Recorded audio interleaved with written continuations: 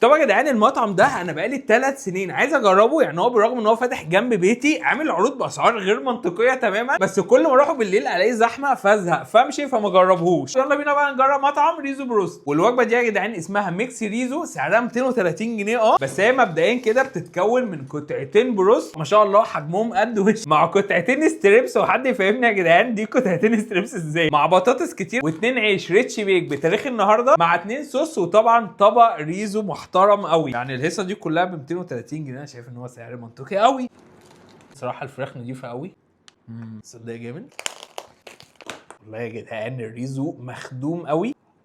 صدق هو جامد قوي ده. والرز نفسه مفلفل والتتبيله بتاعته بتاعت الرز بالظبط. تعالوا كده طب نجرب الستريبس هي العملاقه دي عامله ازاي.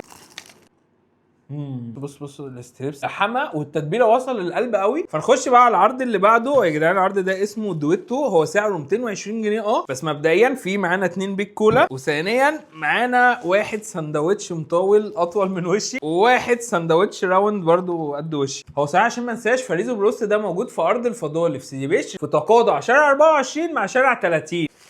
العب انتوا بتهزروا يا جدعان؟ يعني ده سندوتش في عرض؟ يعني ده مثلا في العرض ده سعره 100 جنيه.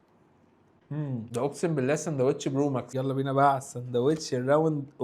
ايه ده شبه اللي بيطلع في الصور. انا مش هقدر اكمل الفيديو ده.